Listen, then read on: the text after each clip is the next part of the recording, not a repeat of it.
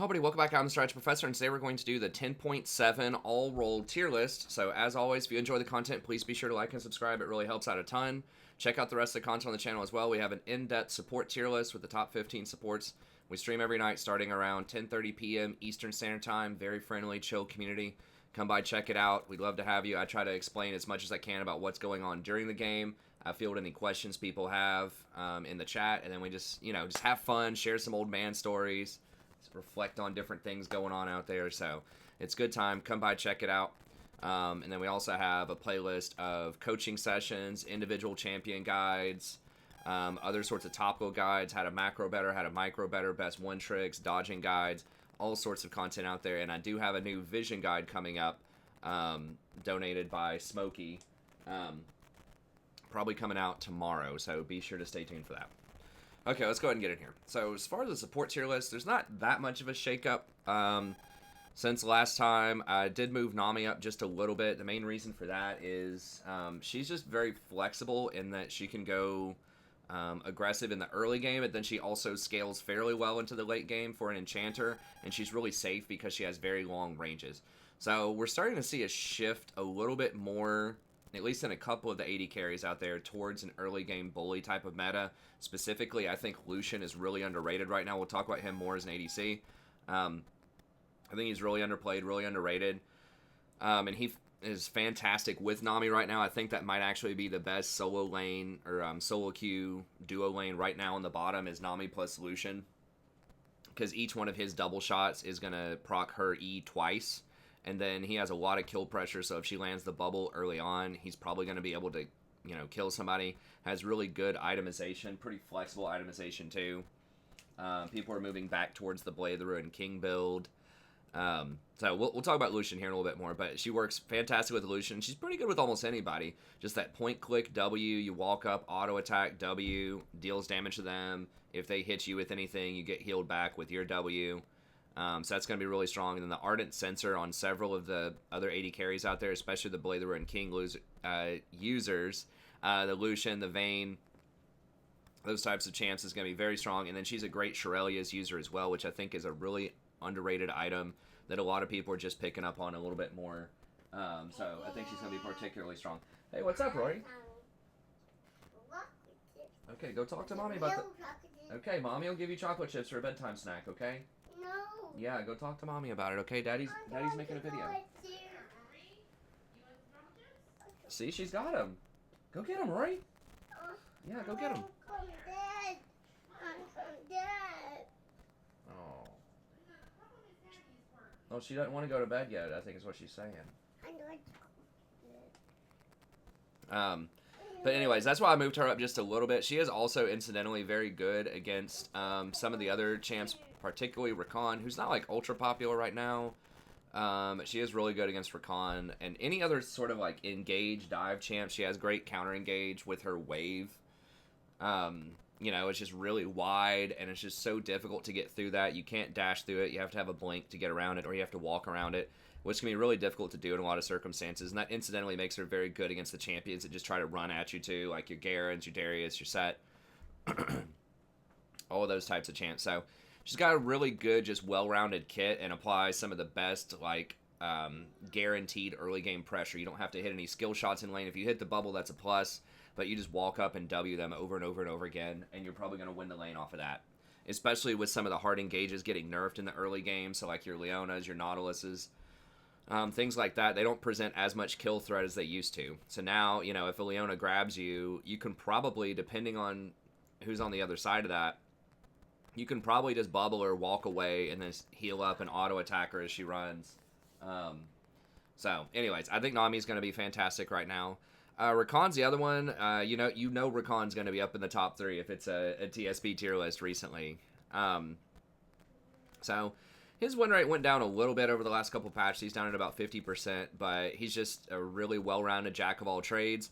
We are transitioning a little bit more. I'm seeing more and more in my games, at least, that we are going more towards a split push kind of meta, like a split pick meta, which is always popular in solo queue, which is where you have, someone like a Fiora or other type Riven, Other type of split push, you know, high damage fighter going into a side lane. It could even be a mage. It could be an Echo or a Diana or whatever.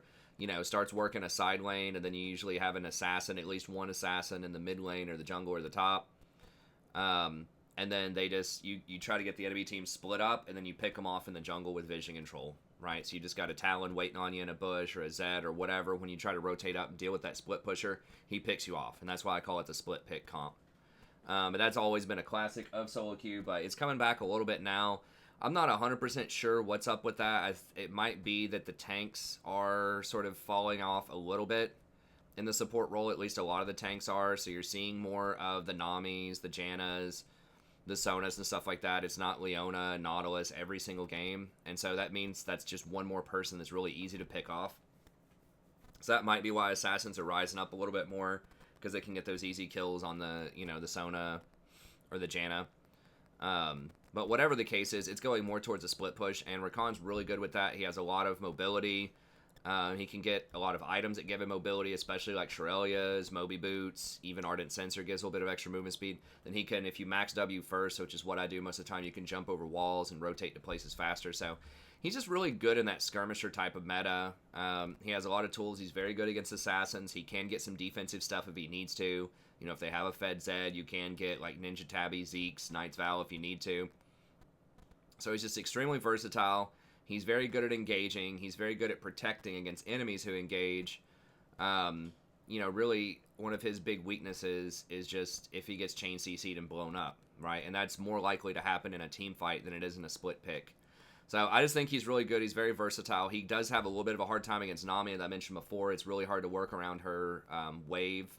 Obviously, if you get hit by a Q, that's going to be bad news too. But the wave itself is really difficult to deal with, and she applies so much pressure early on with her W. She's not a great matchup for Rakan. And then Maokai, who we'll talk about here in a second, is a pretty bad matchup. Fortunately, if you like to play Rakan, Maokai is not that popular yet. So you kind of have that saving grace. But he's also like really good if you learn how to play him correctly into things like Leona, like Nautilus. If I look myself up here, because that's really there's a lot of misinformation out there about Rakan, and trust me, I've played a lot of Rakan. We're closing in on 300 games already. We're only like a third of the way through the season. But I would say it's safe to say that I'm pretty experienced on Rakan, and those matchups are not as bad as people think they are. So if we go over here,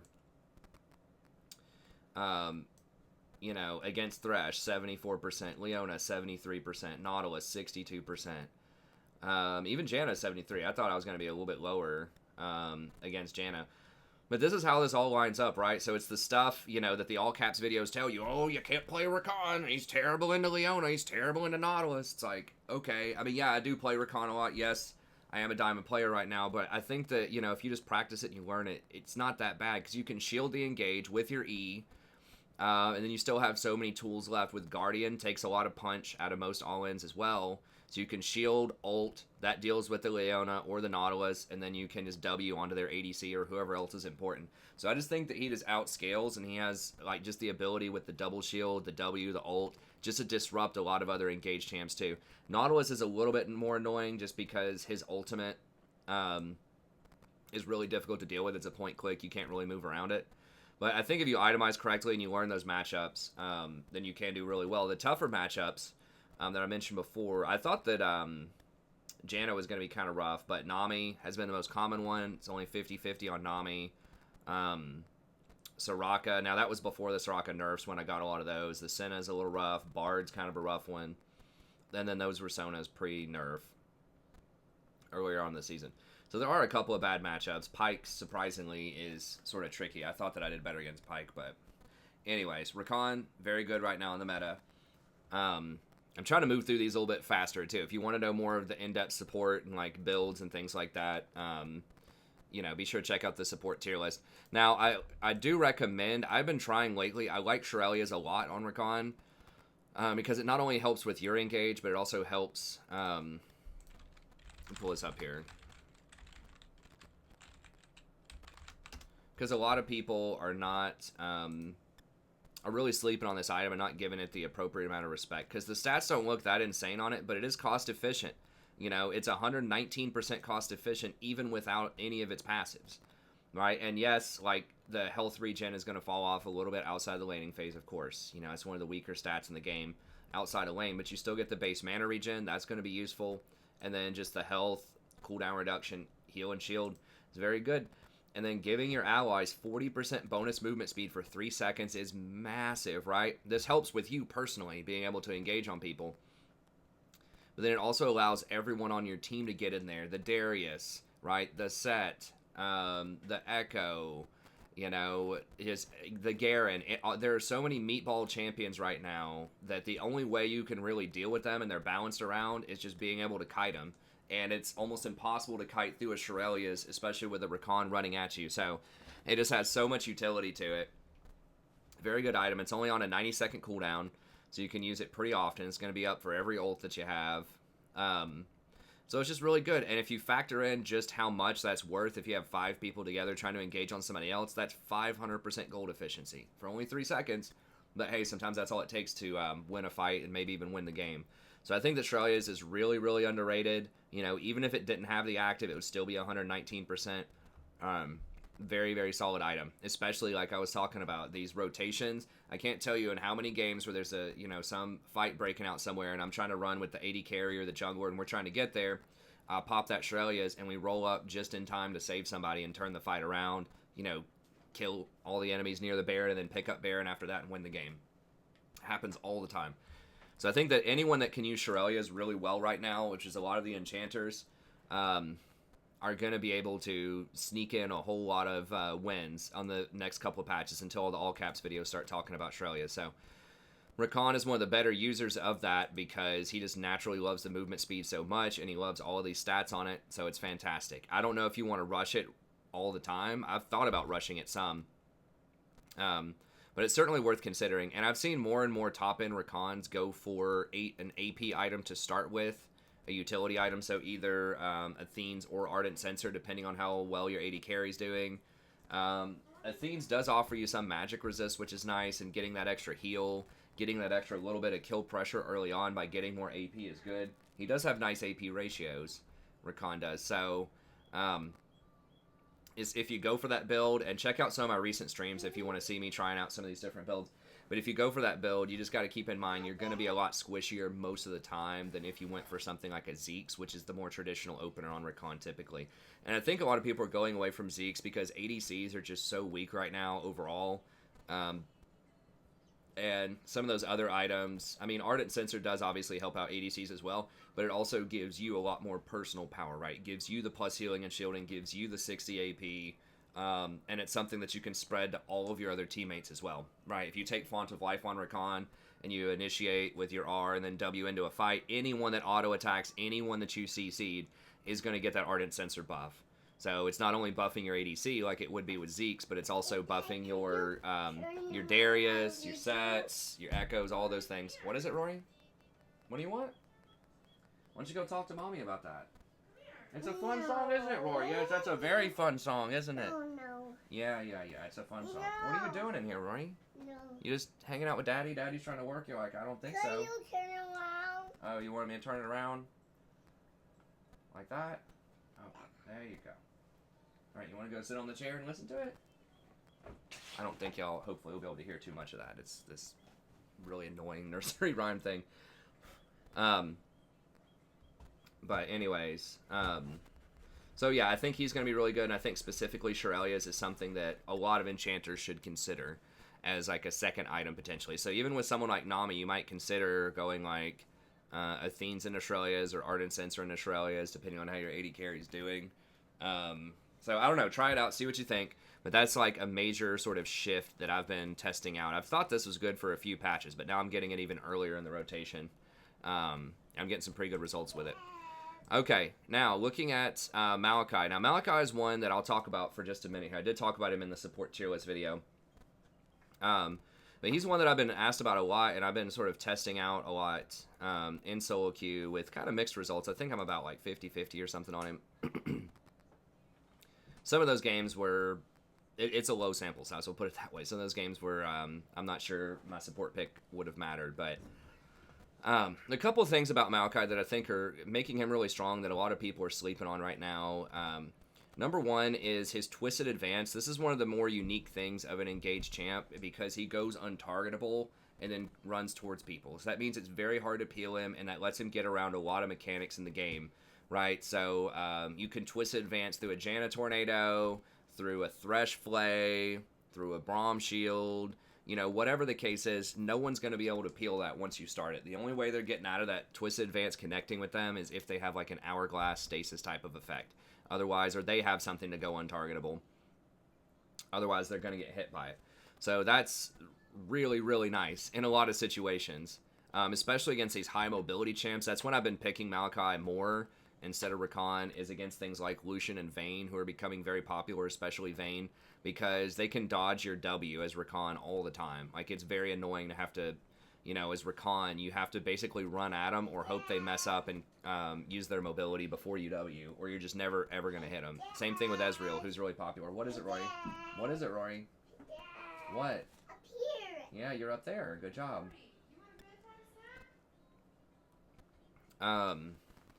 But anyway, so I think that that is really nice. That it's just point click. You're not tumbling out of it, Vayne. You're not eating away Ezreal. You know, Lucian's not dashing away. Like, it just completely shuts people down, which is really nice with that. Now, you do have to be careful if you're near a tower or something like that, that he can get pulled under tower early on, and that can be a little rough. Now, it is a much shorter range than something like a Nautilus or a Leona, so he's not quite as short range as something like a Taric, I would say. I think Taric's stun might be similar to this, but he needs a little bit of help to engage. Either you need a flash, or you need a Shirelia's, or you need a flank, or you need someone else to start the fight typically.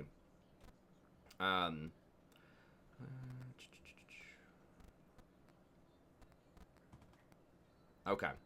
But now one thing that I've been trying as well, sort of testing out, and I was just reading this, the sapling toss does give the slow even if it's not empowered, is if you're about to run at somebody, you can throw that sapling behind them because you have 1100 range, throw it behind them, and then start chasing them with the W, and it will probably explode on them and slow them down by that 35% for 2 seconds, and that can give you enough effective speed to close on them and get them with the W. So anyways, I think that's really nice. You can also W through things like a Veigar cage, which has been relevant a lot. And when you go untargetable, if you time it correctly, you can get out of stuff like a Karthus ult. If you're untargetable, whenever Karthus ult actually hits, if you time it perfectly, then you're not going to take any damage off of that.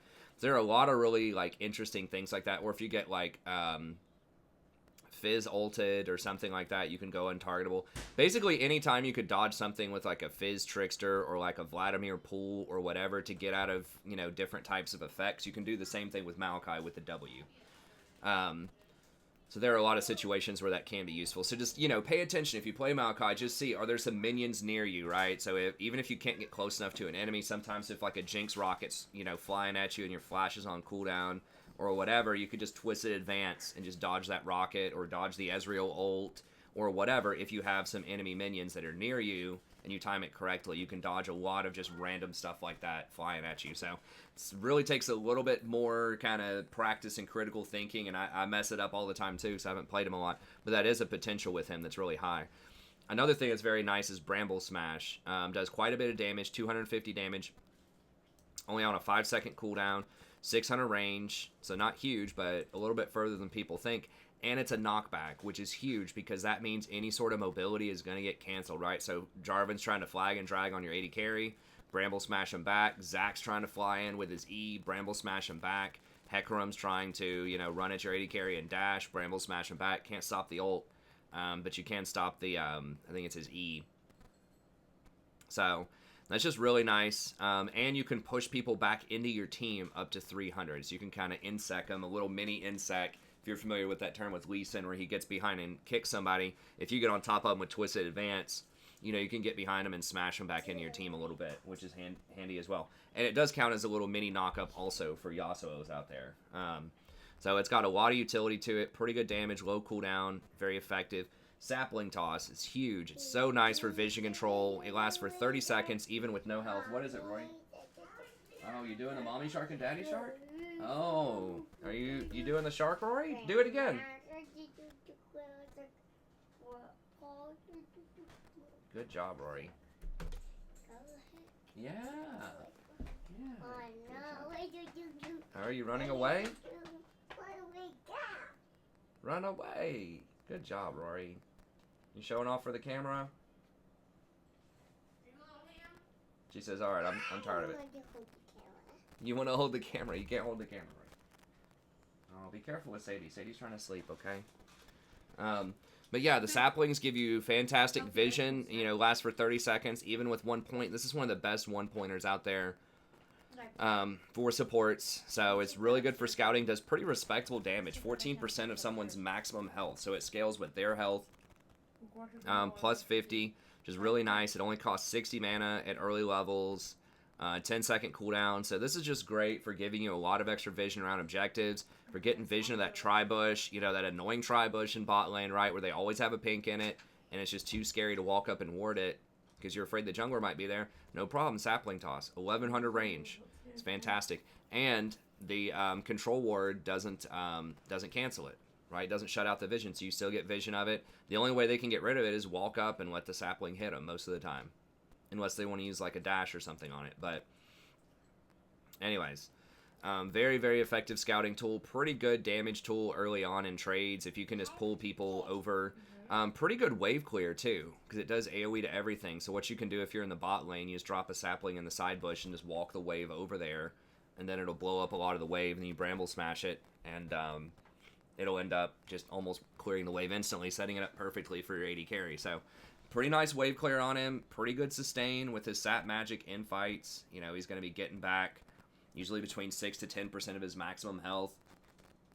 At least a few times in most fights.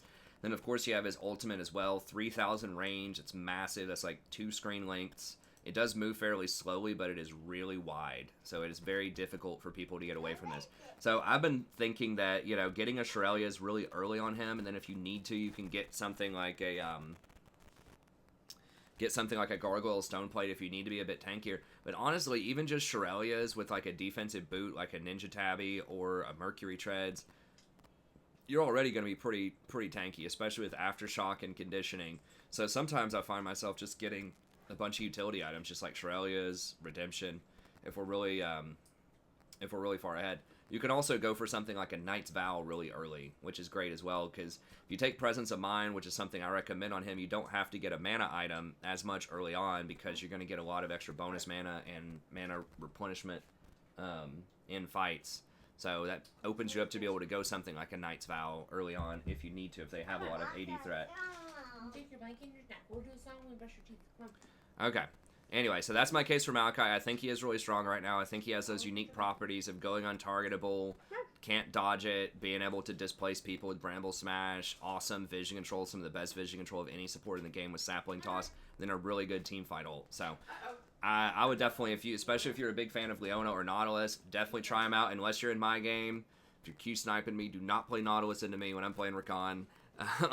But otherwise, have at it. Go out there, get you some free low. We gotta get moving a little faster because I do want to keep this to an hour. But I get asked about Malachi all the time, so I just figured I'd do a little section on him there.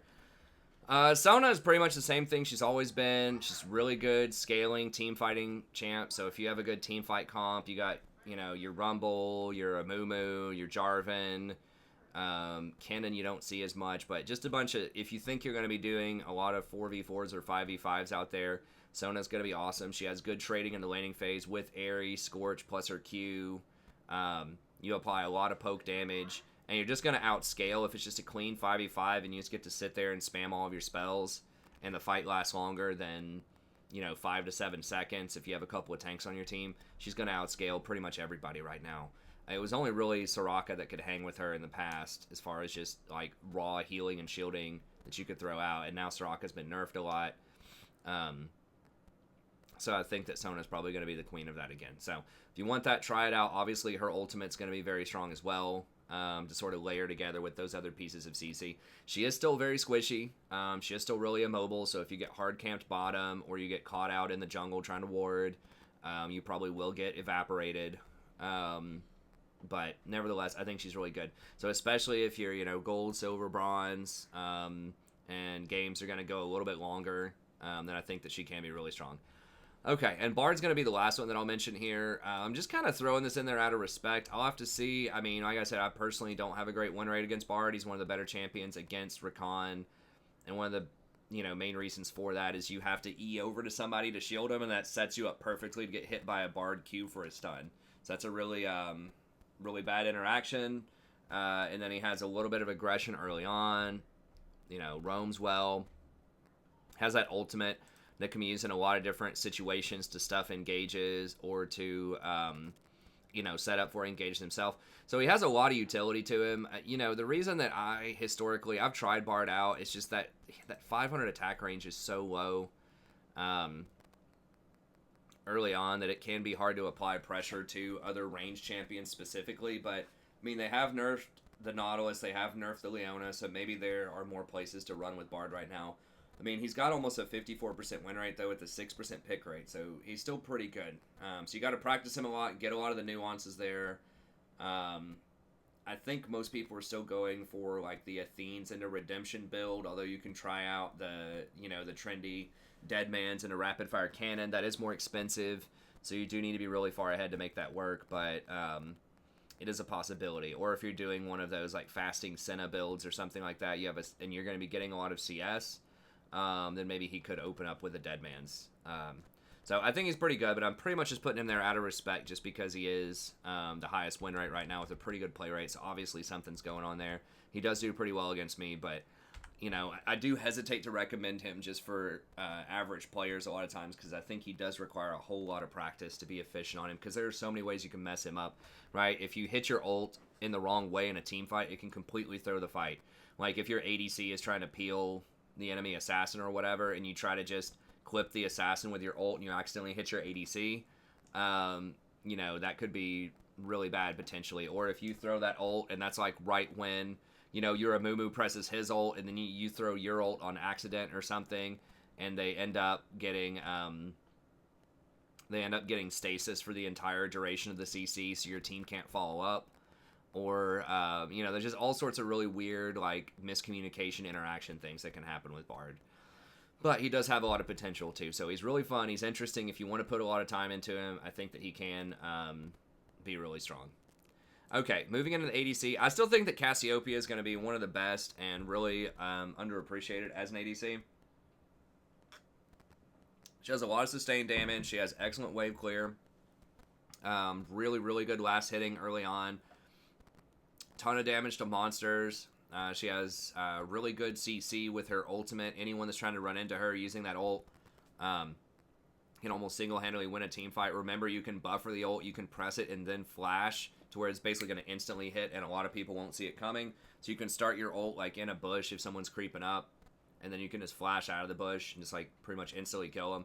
The W is really nice for stuffing a lot of that mobility. So if you're against things like Riven, Camille, Vayne, all sorts of champs out there are going to have a hard time dealing with that W and its ability to stop mobility. Very good against Rakan for those reasons as well. Scales super well. So I think that Rakan or Cassiopeia is going to be fantastic, especially if you have some AD champs in your other lanes. You got an AD mid laner, AD top laner, and that can be a good AP option in the bottom. So I still think Cassio is really good. Miss Fortune is another one, and she is one of the highest win rates right now as well. The Miss Fortune is the highest, like, traditional ADC, and she's getting picked a lot right now as well. I think people are still sticking with the Essence Reaver Infinity Edge build. Yep. So that's still going to be really strong on her. A lot of good harassment early on. That passive movement speed that you get off of your W is extremely strong on her. It allows you to rotate faster, allows you to take better backs. So that's going to be really strong. And then you have, that Q. If you do land one of those Qs, it can just about chunk somebody out for half of their health. Especially after you get your BF sword early on in the laning phase. She's going to be very good at team fights. Obviously, if you can just stand back and channel your ult, you just pretty much delete everybody in a team fight. It has huge range on that ult, too. I think it's like 1,500. Good utility with her E, just a point-click slow. They can't dodge it. There's no way they're getting around it. It's just putting that slow on them, and that sets up really well for any of your other engaged champs, your Nautilus, your Leona, your Maokai, anyone else on your team that can start that engage. That's going to be a really good setup for them. So overall, I think she's going to be really solid right now. In most ELO brackets. I mean, even in Platinum here, just what I'm looking at right now, she still has a 53% win rate. And she's very easy to play, too. You don't have to worry about a lot of tricky mechanics out there, right? In team fights, you just position to where they're not going to get you, and then you just press Alt, and it probably deletes everybody. So she does have an auto attack reset, you know, with her Q, which is nice. But overall, what did I? Oh, okay, there we go. But overall, still going to be very easy to play. Now, they did change something with her. They buffed her on this patch. I don't remember exactly what the patch note said, but it was something like when you activate your W, you were dropping an auto attack timer. So they changed that. They fixed that to where she doesn't do that anymore. So that will help out quite a lot in and all in if you're auto attacking and you press your W. I think before it was canceling an auto when you did it, and it doesn't do that anymore. So that's actually a pretty big deal, especially for early on skirmishes. So that's indirectly a buff to her by fixing that bug. So I think she's going to be one of the better ones. Now, you do have to be a little careful because, you know, you don't have any mobility. So you are going to be very vulnerable to things that can exploit that, right? So you're going to be vulnerable to Zac. You're going to be vulnerable to, like, Leona, Nautilus, all that stuff that's going to try to, you know, hard engage on you. That can end up being a problem. So just keep that in mind. You are fast. You can dodge a lot of skill shots, but some of these sometimes it can be sort of tricky to get out of the way of some types of engage if you don't have any sort of dash. Okay. Senna, I still think is really good. Now, her win rate has dropped substantially from a couple of patches ago after these nerfs. So she's, you know, she was sitting at like a 54% win rate. Now she's at about a 50%.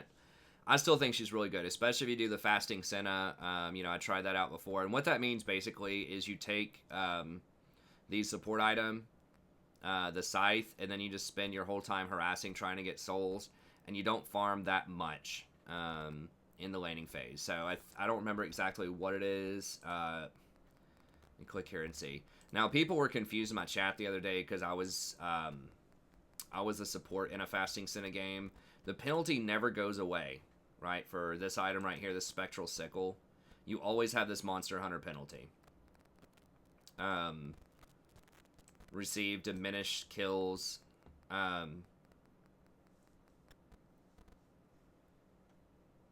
So it gets reduced to like almost 0, right? So farming more than 20 CS per 5 minutes reduces minions by 50 to 80% based on CS. So you're losing a ton of gold if you farm more than 20 CS per 5 minutes. That's 4 CS per minute, basically, that you can get. So, and this is even if you get it all the way up to tier 3, right? If you get that all the way up to Black Mist Scythe, it still has that Monster Hunter penalty.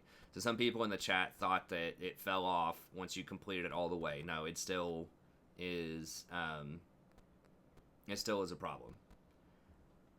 But the reason that you do this is you can still farm up to 1,000 gold overall, which is going to be let's see, 1,000 gold divided by a minion. Let's just say is an average of 17. You know, it's still going to be 59 minions worth of gold that you get off of just this passive here. Then if you're farming 20 per 5, you know, at 20 minutes into the game, you can still have 80 minions. So at 20 minutes in, you'd still have about 140 minions worth. And then this only costs 400 gold, but ends up being extremely cost efficient. So it's 400% cost efficient for the stats that you get on it. So, you know, that's basically like you're getting an extra 1,200 gold. So maybe a little bit more than this. Maybe that's like 60 or 70 minions worth at 20 minutes or whatever. So we can just call it 65.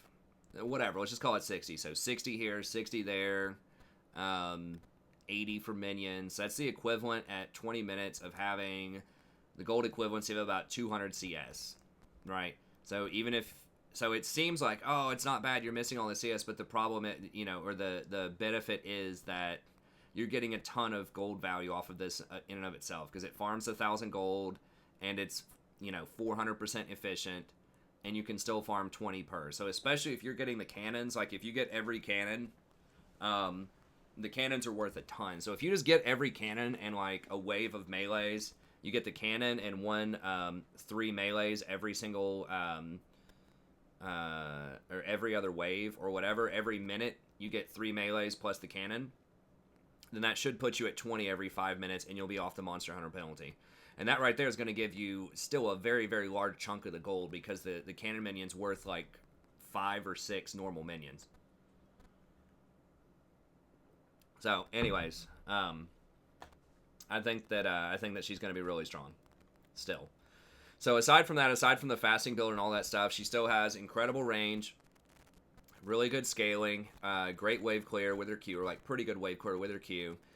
You know, best in class harassment during the laning phase. She's got her W, which can start a fight. She's got her E, which has really good utility, especially against point clicks. Now, she's one where it's very difficult with Maokai to engage on her or anyone that's in that black mist, because the Maokai requires a point click, right? It's not a hook like a Nautilus or a Blitz or whatever, so you can't pull them out of the mist. If you can't click on them, you can't click on them. So that is one champion that's pretty annoying for someone like Maokai to go against.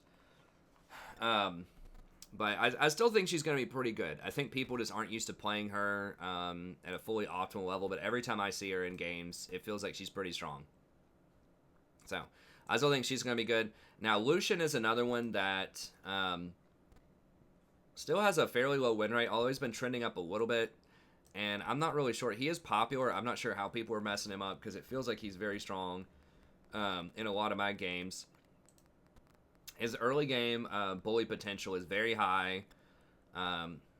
You know, if you are able to Q somebody and then dash and then double tap them and press the attack, it's a ton of extra damage. Blade of the Ruined King does give you some sustain in lane, just in case you start to get poked once you get that Bilgewater. And then it does pretty good damage to tanks too, because remember, every single one of your double shots triggers Blade of the Ruined King twice. Triggers on hits twice, and I don't believe it reduces the amount of on hit damage that's dealt whenever you hit somebody twice with it. So I think that he's very good. He's obviously great in the early game. Looks like he does fall off quite a bit as the games go on. So for the first 15 to 20 minutes, though, he's got a really high play rate.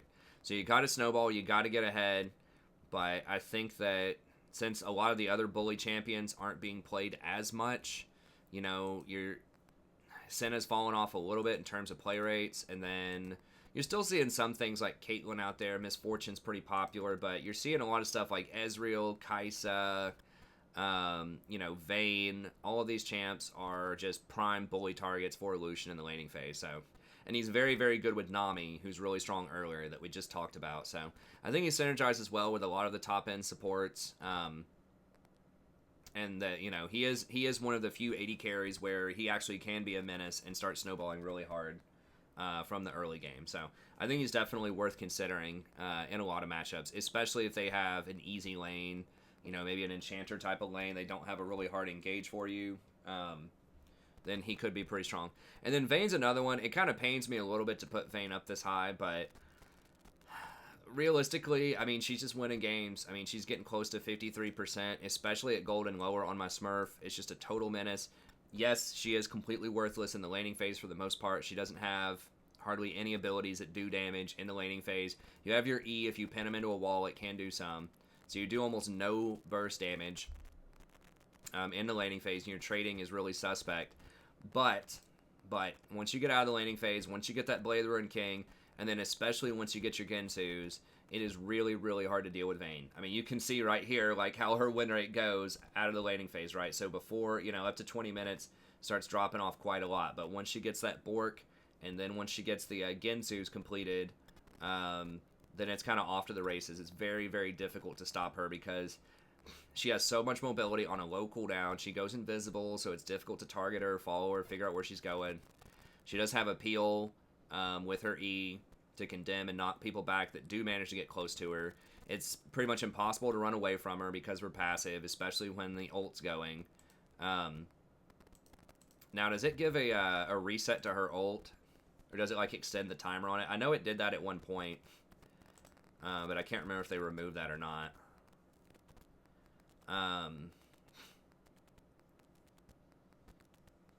Okay. Whenever an enemy champion damaged by Vayne dies within 3 seconds, the duration is extended by 4 seconds.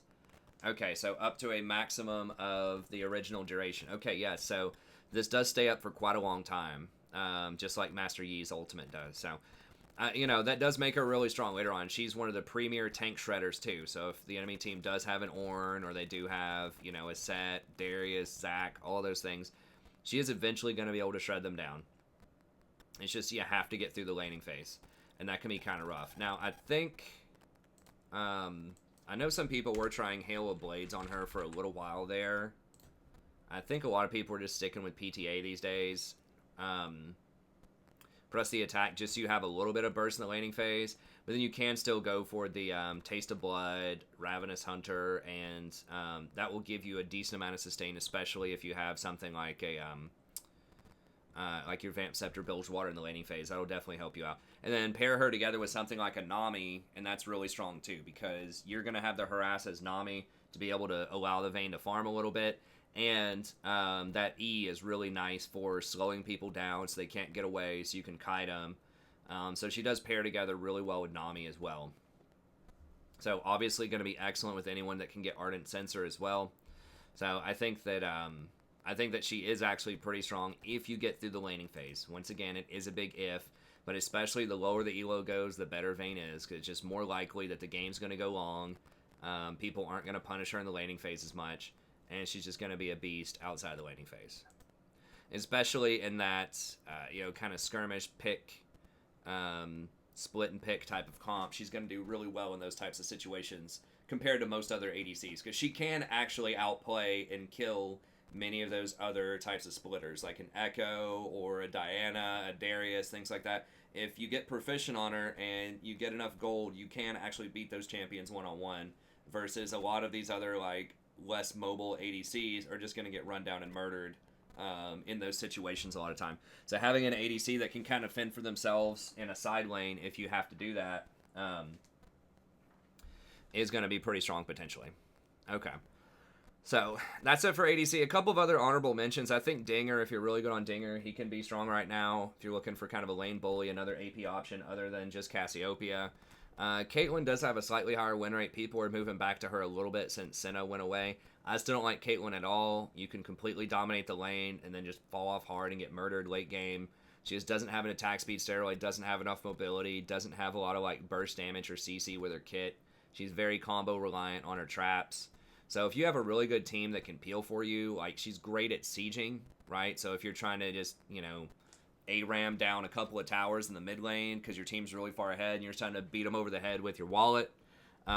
She can be pretty good at that, but I think in general, Senna is just going to be way better at that. She has way more utility, even though her win rate's lower. I just think her potential is a lot higher than Caitlyn still. So if you like Caitlyn, you can try her out. I just think she's too risky. She's really hard to play. You have to get those traps. You have to get the headshot resets. Callista's kind of fallen off a little bit. I was kind of, I thought Callista was going to be pretty hot, but I don't know. She's just not doing it. I'm not exactly sure 100% what's going on there, but it seems like maybe the games are speeding up a little bit too much for her, although she is supposed to be pretty good in the early game. So I don't know. She is really, really strong right now in top lane. I actually got to mention her in the top. I think I might actually put her in there now.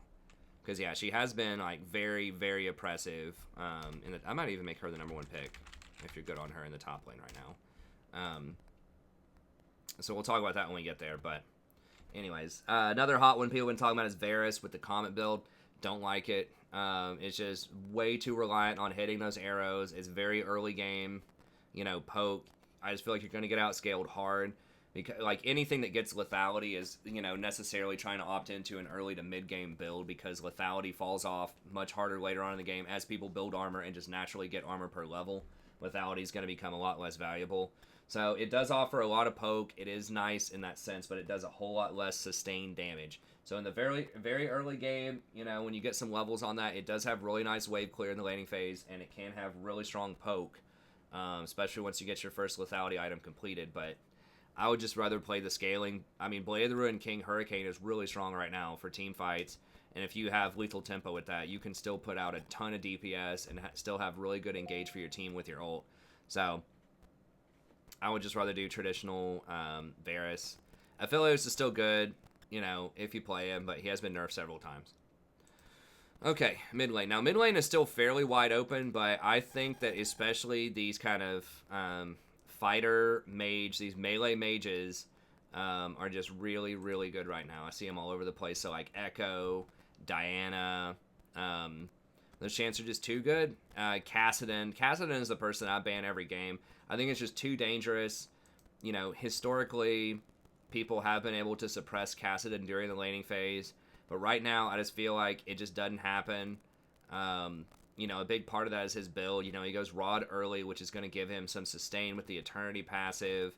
And then oftentimes, he'll just go as many different sustain things as he can get. You know, often he'll go... This says Electrocute. That sounds terrible. But often what I've seen with him is people would just go for, like, the max sustain type of stuff. So a lot of times they'd go for...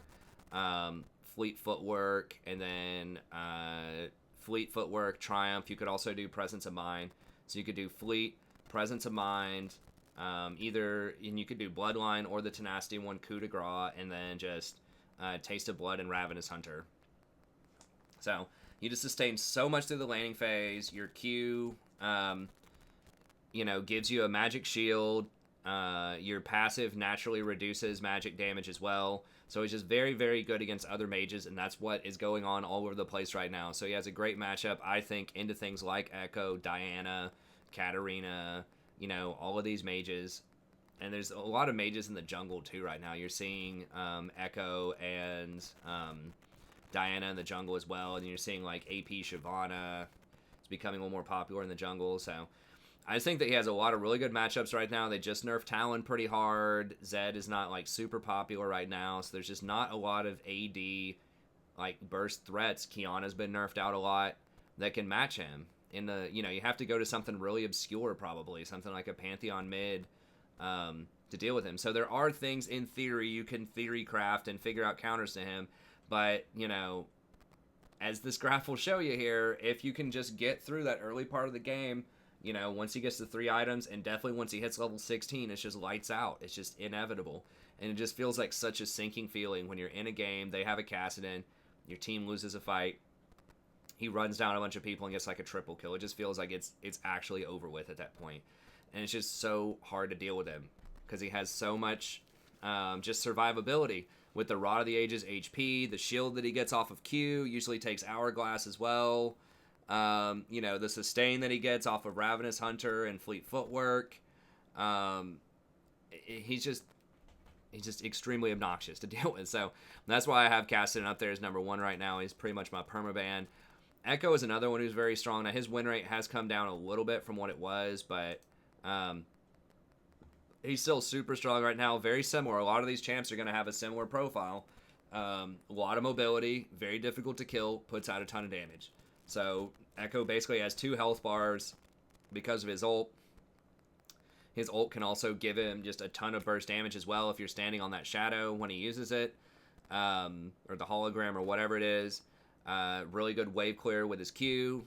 Really huge shield if he steps on his shield with his W. And if you happen to get stunned by it, it's 2.25 seconds. So for just 1 point, you know, it's something like a 2.25 second AoE stun that also gives like 200% AP shield.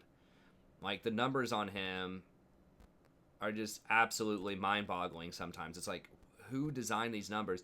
Like, he has a really cool kit. Like, I think he's an interesting champion, but his numbers are just way too high. It's like, I don't know what people were smoking when they made him. It's got like 585 baseline health with 9 health regen as like a mage with 340 move speed. So those numbers right there are already starting to get pretty nuts. And you have stuff like an 80 AP ratio on his passive that he can like stack on multiple people at the same time, including minions. It's actually increased by 50% against monsters. So it just does a ton of damage off of the passive. And he's got a second. Why does he need a second passive on top of that? He's got a second passive that gives him 50 to 80% bonus movement speed for like 2.5 seconds. Does not decay. Is no cooldown on it. Right? So you can trigger this on on one champion, then you can trigger it on another champion, then you can trigger it on another champion, and just keep refreshing this. There's no internal cooldown. There's a 5-second on-target cooldown, so against the same champion, you can't trigger it more than once, but you can still do it on multiple champions. And if the fight lasts longer than, 4 seconds, you can do it on the 5th second as well. So it's just too much. His Q, just does a ton of wave clear. So yeah, total damage, 260 with a 0.9 ratio. Slows people for a lot. AoE, no diminishing returns against minions like a lot of other champions. If you hit them with multiple things like Talia or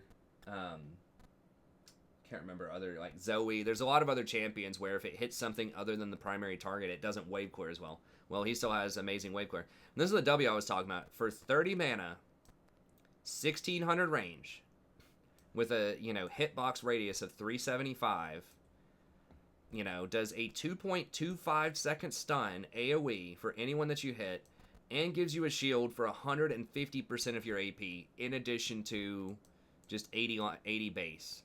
Right? So if you just have 100 AP, which is super easy to get early on, it's a 230 shield. And his basic attacks do 3% of the target's missing health if they're below us. I forgot it even had that. Like, why does it have that?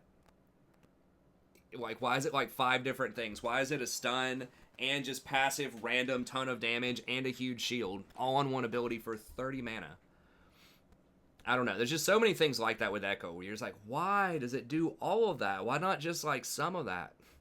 So I just think he's really, really strong. If you don't want to ban Cassin, you should definitely consider banning or picking Echo right now.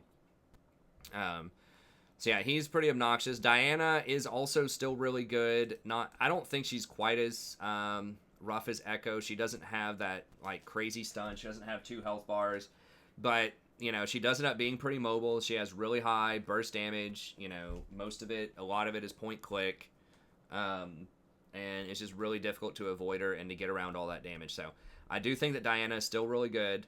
It's kind of Echo light, but I think that she's gonna be strong right now. And then Katarina's another one who's been creeping up a little bit, and I'm not really sure like 100% what's up with that.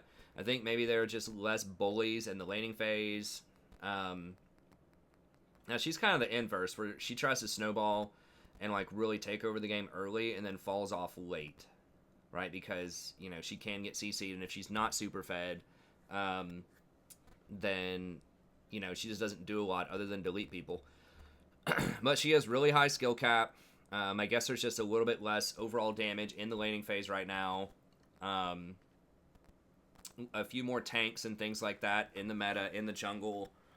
So she doesn't have as much pressure during the laning phase. But, once you hit level 6, you got to start getting those kills. You got to start snowballing. And really her strongest point is when she first gets that Hextech Gunblade plus the Sorcerer Boots. That's when you really have to make your moves and start getting some kills. So she is really highly mobile. She can dodge a lot of skill shots if you're talented with her, but she's one of the highest skill cap champs in the game. But you do get rewarded right now if you do play her correctly. And then Zoe's another one that I think is also really flies under the radar a lot. She's been getting picked a lot in Pro, I believe.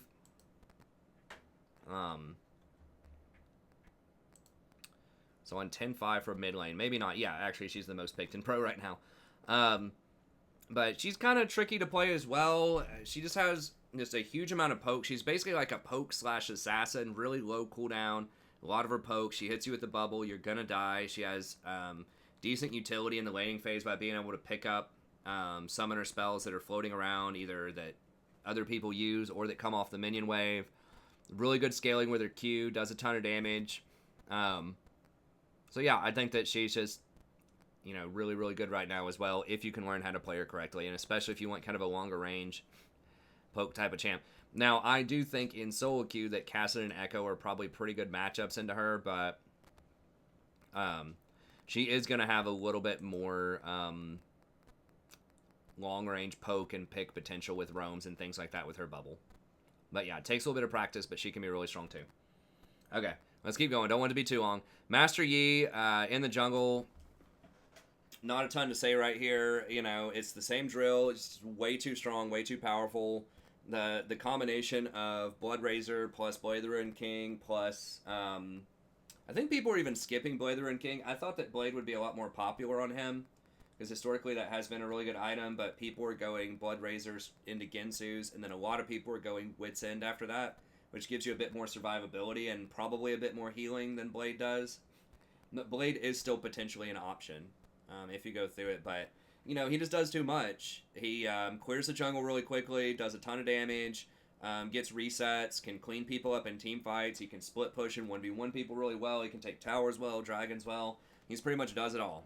His only real weakness is he's not a great duelist early on in the jungle. So if you do go over there and harass him and try to shut him down, it can be done, which is why he's not played in Challenger that much or in the pro scene. But overall, in a lot of elos, he's not going to get pressured that hard in the early game. And it's kind of a similar thing to Kassadin, right? If you just lose one fight, he gets like a triple kill and runs everybody down, you just get that sinking feeling like, well, okay, the game's over. I do think he is potentially a little easier to stop if you do have some CC like Rakan or Malachi or something like that can lock him up. He can be dealt with, but he could alpha strike a lot of CC too, right? Like anything you're trying to hit him with, he can just alpha strike, get that dodge in, and just delete people in 2 or 3 seconds. If you don't have CC and burst immediately to kill him, he's going to win.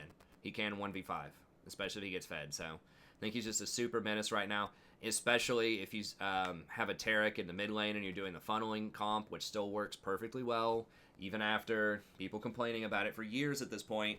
I think the funnel really came out in like 2008 when they changed the ADC meta. People were looking for something new, something fresh. People started the funnel back then. Still been going strong, almost 2 years later. Still just as OP. And I mean, the thing that you can look at is how well does the funnel comp actually work. What you want to look at is Taric mid, because that's the only reason anyone would ever play Taric in the mid lane, and he's got a 66% win rate. Now, part of that is because a lot of people who do funnel are boosters, are people from higher elos, but I mean, that's pretty ridiculous. Whereas Master Yi is still going to have like a high win rate, but you got to keep in mind that a lot of people aren't doing the funnel with Master Yi. They're just doing traditional, just playing Master Yi. So yeah, he's really strong right now. Wukong, still overpowered. He just does way too much. He's got Echoitis, right? That I just mentioned. If you go and look at all of his abilities, it's like, why does it do all of this? Right? Like, there are some champions, like, he'd be a fine champion if he did half of it. Right? With a lot of this rework. He already wasn't that bad. Just to note, also, Wukong has less health and less regen than Echo does, even though he's explicitly supposed to be a melee fighter. Echo still has more base stats. But, he gets a bunch of free armor, gets a bunch of free regen off his passive, and then if you just look at things like Crushing Blow, right? Like, he gets bonus attack range, bonus physical damage, armor shred. Not even he ignores armor, but shred. That means your entire team benefits whenever you shred somebody's armor for 3 seconds. 40 mana cost at all ranks. Like, pretty respectable cooldown early on. Your clone can mimic it to do even more damage. It resets your basic attack auto, or your auto attack basic timer as well. And during the animation, you can use other abilities. So you can cast like 2 abilities at once. So I'm not really sure. I thought it also, doesn't it lower? Yeah. Whenever he auto attacks, it also lowers the cooldown by 0.5 seconds. So you auto attack like 3 or 4 times and it goes down to like a 4-second cooldown. So it's like, why does it have to do all of that? Why not just like physical damage, maybe some bonus range, sure. Why is that not enough? Why does it have to reduce armor and all this other stuff? Same thing with Trickster, right? You get a free 300 dash, or not free, but you get a 300 dash that he didn't used to get. So it's a dash and you're invisible for 1 second on top of that. And your clone, for some reason, can mimic abilities and do, usually 40% bonus damage. Why? Why can it mimic your ultimate specifically, but why can it mimic this other stuff too? I don't know. Why is just like not being able to deceive somebody and just say, hey, you don't know where they're going, kind of like a, Nico's W or whatever. You don't know where they're running. Which one is it? Like, why is that not good enough? Like, that active deception in and of itself is already pretty good. This is pretty much the same. I don't know why it gives bonus attack speed, but it does. So another gap closer. So now you have 2 different gap closers here. with like pretty respectable damage on it that also just for some reason gives you 60% bonus attack speed up to that much. And then the Cyclone, like it was already a really strong ability before, like an AoE ability that could assassinate one person and potentially could knock up everybody else and do a lot of damage in team fights was already really good. So why do you have to do it twice? Right? And why does it save like Nimbus Cloak's attack speed? So like while you're spinning, it's not using the timer on this attack speed. Not only is it not using it, it resets it. So if you Nimbus Cloak in and start fighting for a couple of seconds and then use your ult, it will refresh the attack speed on that. So I don't know what's up with that, but now it does a ton of the targets, maximum health, and 440% of your total AD as well. It's just like, it's too much damage, too much utility, too much like just weird quality of life things they gave him. And he's just way too strong, especially in the jungle and top lane. So anyways, I think he's really good. He could be stronger than Yi. He does have a higher win rate overall. But Yi is just too OP, just too strong, especially in gold for a lot of people, that I think Yi still has to be considered number 1 overall. Alright, Zac is another one who is very good right now, very respectable, has awesome engage ranges, he can get around wards really easily, scales very well with the Cinder Hulk changes. The fact that he can get Spirit Visage very early, very comfortably, he loves it, is awesome as well, because there are a lot of these like bruisery type of mages that are going on in the mid lane right now. So that's an excellent itemization path for him. And he just has a lot of disruption, a lot of CC, does pretty decent damage, base damage. So I think that Zac's going to be really strong right now as well. Olaf is another one if you want like a hard carry jungler that can really take over the game early on. Olaf's going to be very strong. Has a fantastic clear, one of the fastest clears in the game. Takes dragons really quickly, and he can duel. He can go over here and muscle out any of these people in the early games. You can just go clear your side, go invade, and just beat the crap out of the other enemy team jungler early on. He's very difficult to duel in the early game. So you really, like, there are things that can duel him if you get the jump on him, like an Elise or maybe a Lee Sin or something like that. But those are kind of falling off a little bit at lower ranks. They're still good, they're still playable, but a lot more people are trying some of these tanks or more scaling type of options right now. So I do think that Olaf is really good. Now, he can fall off in the mid game once people can start kiting him. Sometimes a lot of his damage is just his true damage. On his E, he does quite a bit of true damage, but the scaling on it is fairly low. It doesn't have, I think it has like maybe 1% of your max health or something. He's got some really weird scalings. Like some of it's AD, some of it's max health. So that's why he kind of can fall off later, because like the base damage is really high. It's got this 250. I guess it is 50% AD. So not huge bonus AD scaling, but it is true damage. The extra attack speed is really nice. I don't remember it being that high. I guess it is though. So yeah, Spirit Visage potentially can be extremely good on him too, because of these vicious strikes and just how much healing he gets off of this. So he can comfortably, I think he just goes Warrior and then just a bunch of tank items and still just kind of deletes everybody. I know people had been, testing like a redemption build on him last year, but I think that kind of fell by the wayside. It looks like a lot of people actually don't get Spirit Visage on him. Well, they do at some point, but it's usually like Warrior Cleaver, which makes sense, and then maybe Spirit Visage after that. It looks like, it's, as with most tank type of champs, you gotta calibrate which kind of resist you're getting. You can also go Cinder Hulk as well. It looks like some people are doing that in different situations, but either way, very strong, good duelist early, pretty good scaling into the mid game if you want that hard carry. Especially if you have a support that's going to get a Shirelias. If more and more people start getting Shirelias and figure out just how good that item is, that is amazing with Olaf, right? Because then there's no way they're kiting you when you're invulnerable to CC and you're running at him like 500 miles an hour. So he's going to hit him like a train if your support gets that Shirelias. I almost think that Shirelias could be okay on him, to be honest. A lot of people, and by a lot of, it looks like nobody gets that, but, some people are getting Righteous Glory. The thing is, he doesn't need the health that much if you think about it, right? And Shirelias gives you 300 HP, which is already really good. He would like the plus healing and shielding on himself, You know, that does apply to your own Vicious Strikes. It does apply to your own Conqueror. So to me, it seems like that would be really good. The mana regen's kind of a bust. The health regen is not that great either, but, you know, Righteous Glory also has health regen on it. So I'm not entirely sure that Shirelia's would be a bad thing on Olaf. It's only 2,000 gold, super cheap. Could help your team also. I mean, I don't know. A lot of people aren't doing it.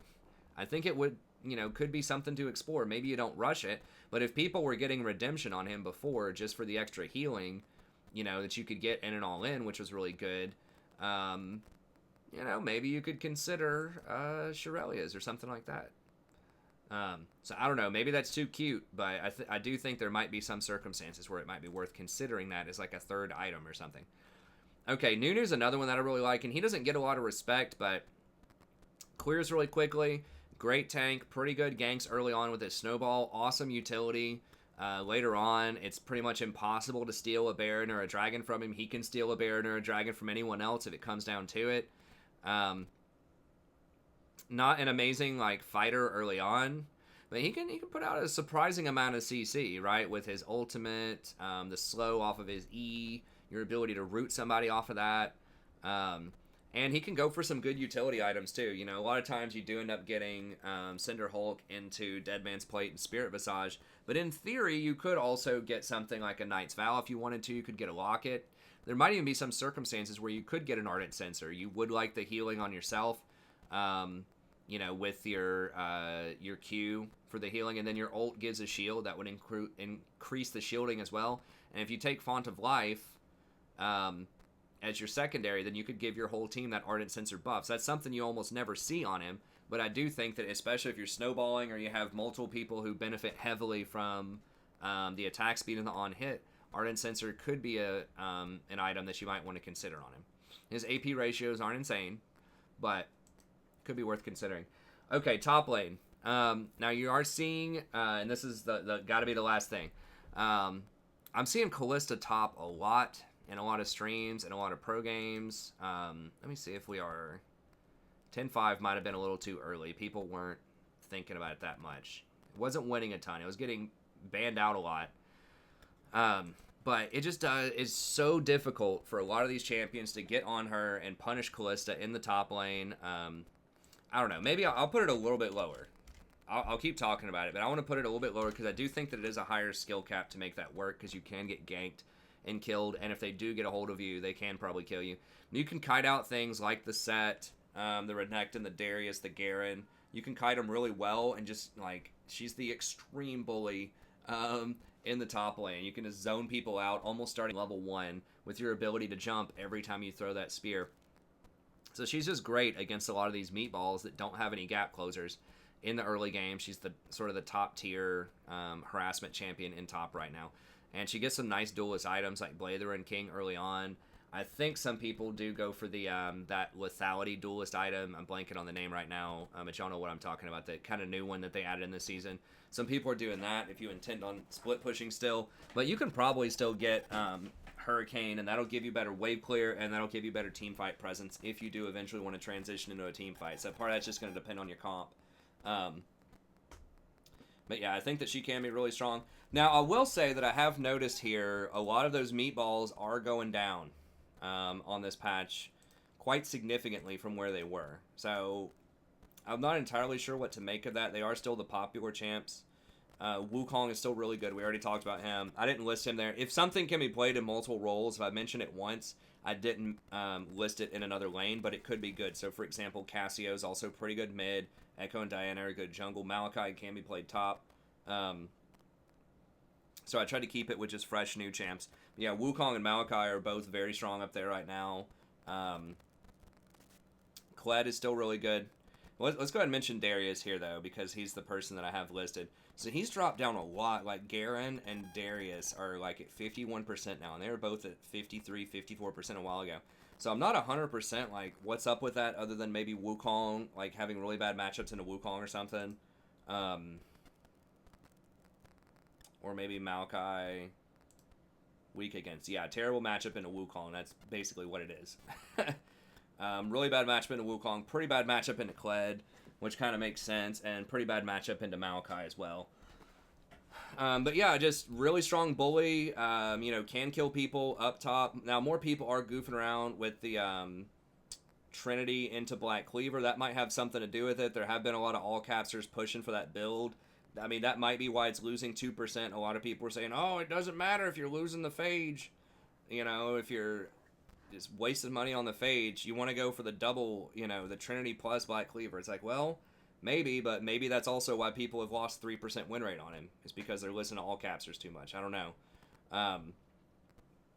But either way, there's something going on with him. I think that just like a traditional Trinity, you know, Deadman's or Trinity Sterix or something like that is still going to be really good. Spirit Visage is excellent to increase your healing.